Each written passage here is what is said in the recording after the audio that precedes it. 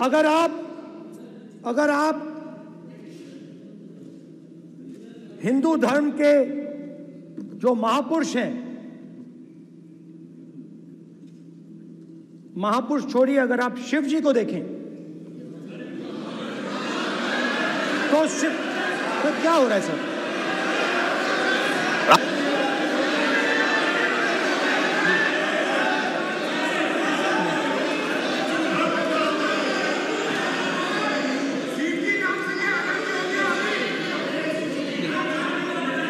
अगर आप शिव जी को देखें तो उनकी इमेज से आपको पता लगता है कि हिंदू डर नहीं फैला सकता, हिंदू हिंसा नहीं फैला सकता, हिंदू नफरत नहीं फैला सकता। और बीजेपी 24 घंटा नफरत, हिंसा, नफरत, हिंसा, नफरत, हिंसा। स्पीकर साहब, कहां तक इन्होंने डर फैला दिया है?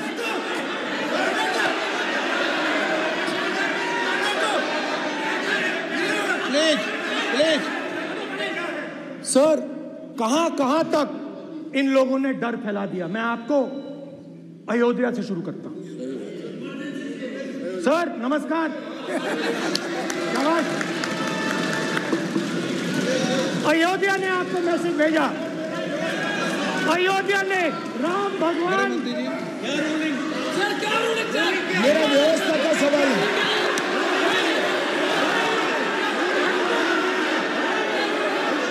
इस सदन के नियमों की पुस्तिका, इससे कुछ सदस्यों को क्या मुक्ति दे दी गई है?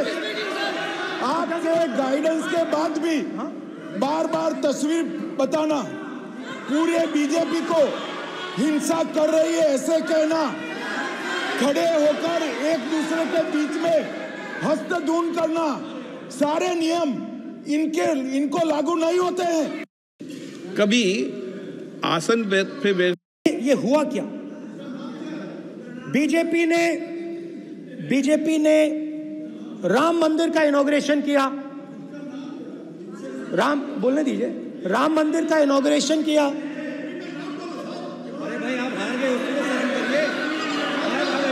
नाम बोलने की कोई जरूरत नहीं है, मैं भाषण दे रहा हूं, आप नहीं दे रहे हो। मुझे बोलना है जो बोलना है, मुझे नाम लेने की कोई जरूरत नहीं, मुझे जो बोलना है मैं बोलूंगा। तो अयोध्या ने मैसेज दिया और मैंने इनसे पूछा कि हुआ क्या, और इनका जवाब आया। मैंने उनसे पूछा कि आपको कब पता लगा कि आप अयोध्या में जीत रहे हो, और आपने कहा पहले दिन से मुझे पता था। सही बात। और मैंने कहा ये क्या हुआ? उन्होंने कहा राहुल जी, अयोध्या में एयरपोर्ट बना, अयोध्या की जनता से जमीन छीनी गई और आज तक उन्हें मुआवजा नहीं मिला है।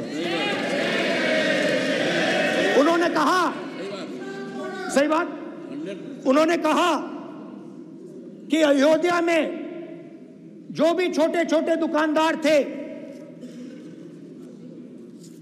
जो भी छोटी छोटी बिल्डिंग्स थी, उन सारों को तोड़कर गिरा दिया गया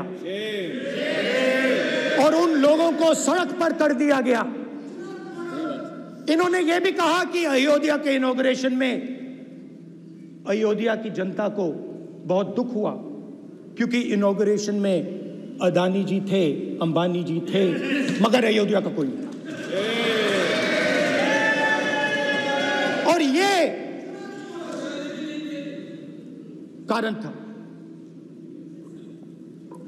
था कि अयोध्या की जनता में, उनके दिल में नरेंद्र मोदी जी ने भय डाल दिया। उनकी जमीन ले ली, उनके घर गिरा दिए, और फिर अयोध्या के गरीब लोगों को, किसानों को, मजदूरों को मंदिर के इनॉग्रेशन तक नहीं जाने दिया। मंदिर के इनॉग्रेशन छोड़ो, उसके बाहर भी नहीं जाने दिया। और इसीलिए अयोध्या की जनता ने सही मैसेज भेजा। अच्छा, इन्होंने मुझे एक और बात बोली, 3 बार इन्होंने कहा कि 3 बार नरेंद्र मोदी ने टेस्ट किया, 2 बार क्या मैं अयोध्या से लड़ जाऊं? और सर्वेयर्स ने कहा अयोध्या में मत लड़ जाना, अयोध्या में मत लड़ जाना, अयोध्या की जनता हरा देगी। और इसीलिए प्रधानमंत्री वाराणसी गए और वहां बच के निकले।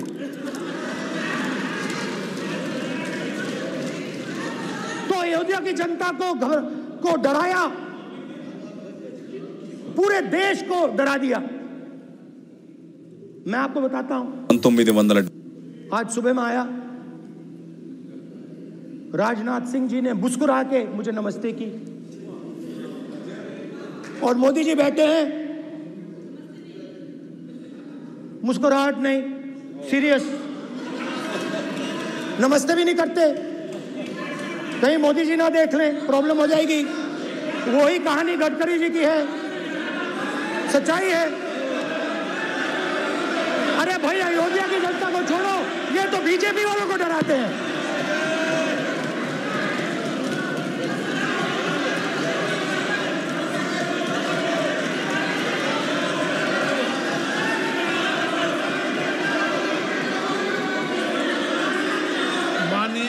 सर क्या है? माननीय प्रतिपक्ष के नेता, एक मिनट, माननीय प्रतिपक्ष के नेता, आप सदन के वरिष्ठ नेता हैं। मेरा आपसे आग्रह है कि राष्ट्रपति अभिभाषण पर डिबेट हो रही है, इसकी गरिमा, राष्ट्रपति अभिभाषण की गरिमा रखे ना। ये तो अपेक्षा आपसे सब करते हैं कि आप राष्ट्रपति अभिभाषण पे बोले, नीतियां पे बोले, कार्यक्रमों में बोले। आप व्यक्तिगत रूप से नहीं, अगर आप ये उचित मानते हैं क्या? स्पीकर सर, ये उचित है? अगर आपकी पार्टी इसको उचित मानती है तो मुझे कुछ नहीं कहना। स्पीकर सर, माननीय अध्यक्ष जी, लोकतंत्र ने और संविधान ने मुझे सिखाया है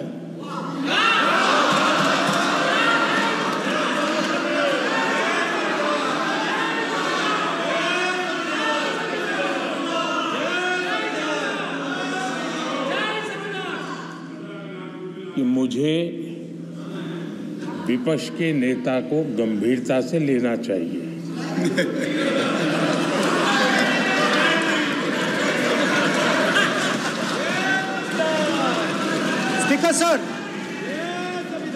स्पीकर सर, आपने कहा कि डिबेट प्रेसिडेंट्स एड्रेस पे होनी चाहिए।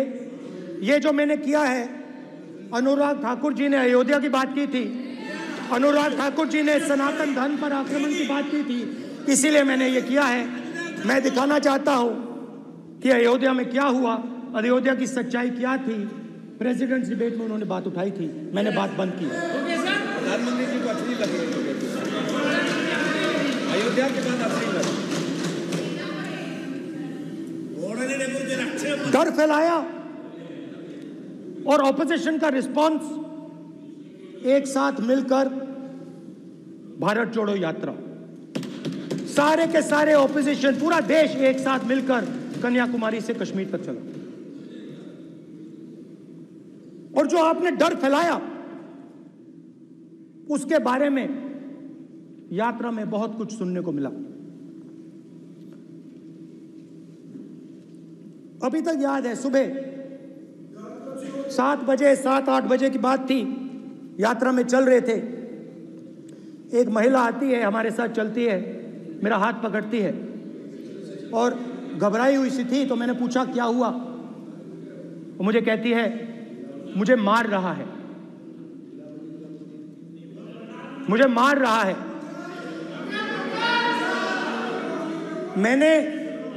मैंने पूछा कौन मार रहा है, कौन मार रहा है? बेटी बचाओ, बेटी की दुविधा सुनाई दे रही, बेटी का दर्द नहीं सुनना चाहते। भारत की महिलाओं का दर्द नहीं सुनना चाहते? मैंने पूछा कौन मार रहा है, कहता है मेरा पति मार रहा है। मैंने कहा क्यों? कहती है सुबह का खाना नहीं दे पाई। मैंने कहा क्यों? खरीद नहीं पाई। महंगाई है, महंगाई है, खरीद नहीं पाई, खाना नहीं पका पाई, इसलिए मुझे मार पिट रही है। मैंने कहा बहन